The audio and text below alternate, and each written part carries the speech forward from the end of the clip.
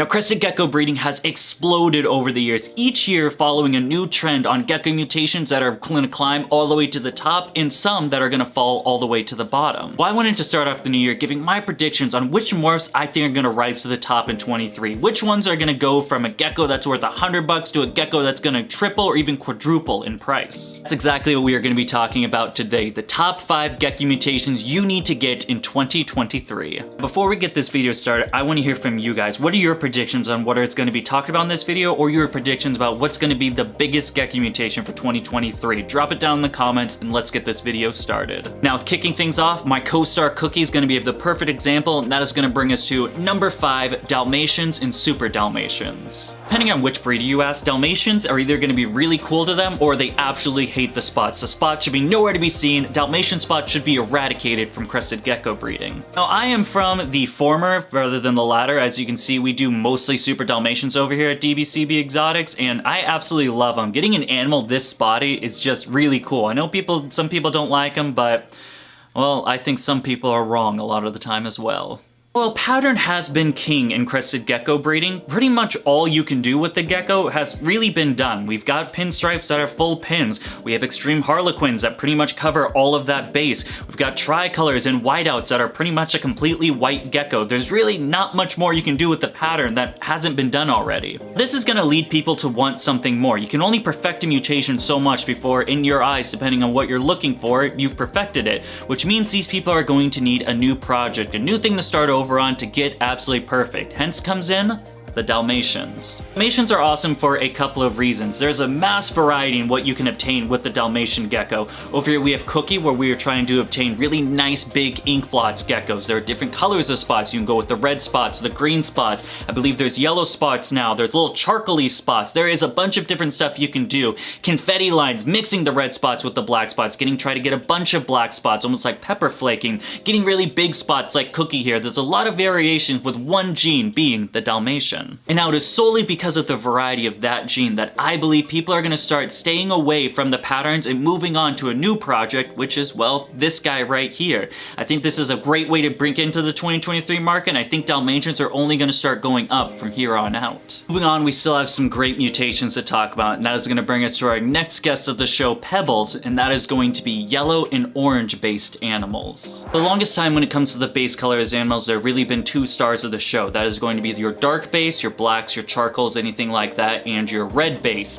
Those have been the top dogs the longest time, and just like with the Dalmatian project where we were talking about with the patterns going only so far, we're kind of only going so far with those 2 base mutations. Those have kind of been the star of the show, either the blacks or the reds. We got really high contrast lily white crested geckos. We have red lily whites combos, so the frappuccinos, things of that nature. However, not much has been doing with some of these subcategories, these B projects. That's going to be the yellow base projects and the orange-based projects.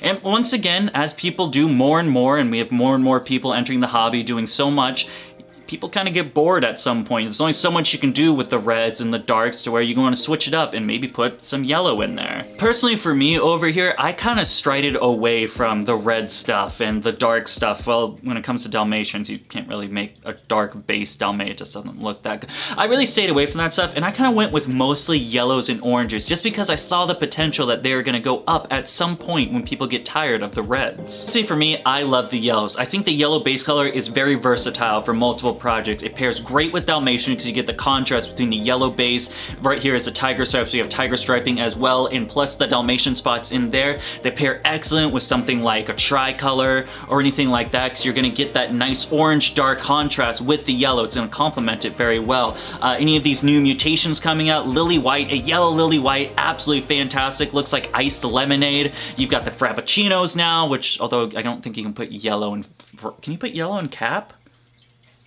These are the questions we ask ourselves, boys and girls. All in all, I just think yellow has been so underutilized in the hobby, and I think people are going to start realizing that and mixing yellow in their projects more and more each year, starting with 2023. Alright, boys and girls, for this next one, I will admit, it's a bit of a long shot. I'm not 100% sure if this one will work out. I might be a little biased because I personally really enjoy this mutation. I do want to see it a little bit more popular, but hey, let's see what happens. That's going to bring us to number 3, the Halloween mutation for crested geckos. I'll admit, admit, Halloween does have some issues, and that stems with they kind of have this ball python thing going on, and that's to mean that when they're babies, they look absolutely fantastic, but as they grow older and older, that color kind of fades and it kind of goes away from like what makes a Halloween a really cool Halloween, if that makes sense. I think the other issue is I don't think people understand the Halloween mutation that much. If you go on something like Morph Market and you search up Halloweens, a good chunk, I'd say like even like 40 to 50% really aren't Halloweens. They're just regular old Harlequins that people are just passing off as Halloweens or stating they're Halloweens for some reason. But pretty much what you're gonna get with a Halloween are the three things, personally, what I believe a Halloween is gonna be. You're gonna need the stripes on the back, you're gonna need a dark animal, black as black can be, and then lastly, I personally believe that a Halloween is orange. That orange and black contrast with the stripes is what makes a perfect Halloween for me. I don't know, man. To me, when it comes to looking at the gradual change of crested geckos, as we perfect more and more of these mutations, there's gotta be a point where we start reverting back to the old ways, right? Like before, the key was getting the full pinstripe. Back then, it wasn't partial pin or full pin. There was percentage of pins. I still remember hearing 25% pin, 75% pin. That phrase isn't used anymore. It's full or it's partial. That's it. Those are the only two things it can be. We were trying to get the dorsal pattern as crisp as we can, as much color packed in there. And now, as we've succeeded that for years and years, well, now we're doing empty bats. We don't want any color of the dorsal anymore. We want to revert back to normal. And as we get these animals, you know, the tricolors, the quad stripes, so on and so forth, packing in as much stuff more and more, I think we're gonna start reverting back to that, and a good old classic Halloween is a great place to start. Absolutely love them. You guys know over here, we're wearing all black. We like the black and orange. It's a great matching for the shirt I have on right now. And I don't know, man, maybe it's just a personal belief. Maybe I'm just being biased, but I would absolutely love to see the Halloween Crested Gecko become more popular. I hope to actually get some of my collection. For as much as I'm kissing their ass, I'm over here like, I don't have any Halloweens, but I really like them, guys, I promise. Easy, young man, easy. I know, you just gotta be the star of the show for a little bit, and then you go back in. Whoa. But moving on, let's talk about a gecko mutation that has completely skyrocketed. Did you just poop on me? Ugh. Oh my God. Yep, get it all out of your system, bud. All over me. Oh yeah, real happy I brought you out for this. Okay. Moving on, let's get into a mutation that completely skyrocketed, really fell down, and now is evened out to be a great investment. And that is gonna bring us to number 2, the lily white crested gecko. I don't know if you guys remember, but I remember when lily white crested geckos first started becoming popular. An absolutely amazing species. The contrast between the dark colorations of the blacks and the crisp whiteness going all the way down was absolutely fantastic. It was beautiful, but at the $25,000 to $5,000 price tag, there's no way I was gonna own one of these. Much like with any codon mutation, the lily white crested gecko project fell further and further down, up to the point where you can now get these guys for around $500. Personally, I spent $1,000 on this guy right here, but if you're looking for something like little babies that are first being able to be sold, you can get around the $500 to $750 price tag. That is the exact reason why I believe now is a great time to buy the lily white crested gecko, and that is going to be because the market's kind of leveled out. It's good now. I do not see these guys dropping any lower than $500. And with the addition to now the newly found mutation, the cappuccino, we're now making that combination, of course, lily white to cappuccino making frappuccinos. I think these guys are actually gonna bump up a little more because lily whites are now not only a really cool color mutation on their own, but they're a great ingredient to also mix with cappuccinos to make your fraps. In all, when it comes to the lily white crested gecko, I don't see these guys dropping any more in price. I don't see this being a bad investment. I see the lily white only either staying at that base price of around $500 to $750, or even going up because thanks to the cappuccino mutation. Oh my God. Why are you like this? Crested geckos are supposed to be calm. You need to be calm. Unbelievable.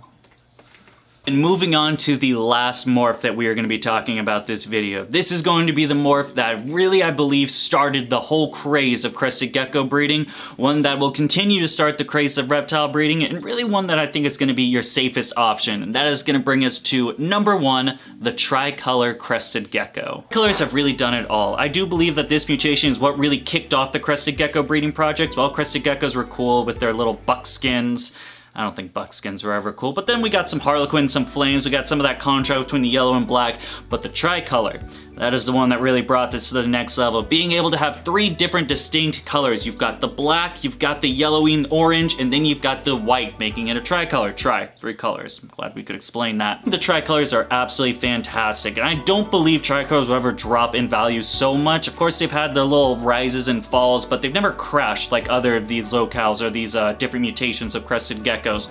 Tricolors are here to stay. Tricolors are like the ball pythons of the... Where are you going? Sleep, what are you doing, little one? Come on, come on.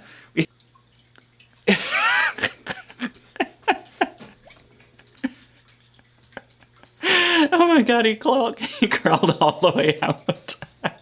Crested geckos are like ball pythons in the reptile world. They really made the reptile hobby what it is, and they're never going anywhere. Unfortunately, that's how sick we are with ball pythons. I don't believe they're going anywhere. I don't believe the tricolor is going anywhere as well. Tricolor is absolutely beautiful. They're amazing. They're an eye catcher, and they're gonna bring people more and more into the crested gecko hobby as we continue our expansion into this industry. Are you trying to have sex with my finger? You're a girl, crested gecko. There you got it, boys and girls, the top 5 Gecko mutations to get into 2023. Let me know what you thought about this and if your little predictions that we did in the beginning of the video came true at the end. As always, boys and girls, if you enjoyed the content we've gotten and join me as creator, considering going down there and pressing that join of the membership program. Starts as low as $1 a month. You guys get a lot of bonus features, updated stuff, early access, things like that. If you don't like me that much, then maybe just press the subscribe button. I would also very much appreciate it. As always, thank you so much for taking the time out of your day to follow us over here at DBCB Exotics. I will see you next time. I gotta put this horny gecko back. Until then, goodbye.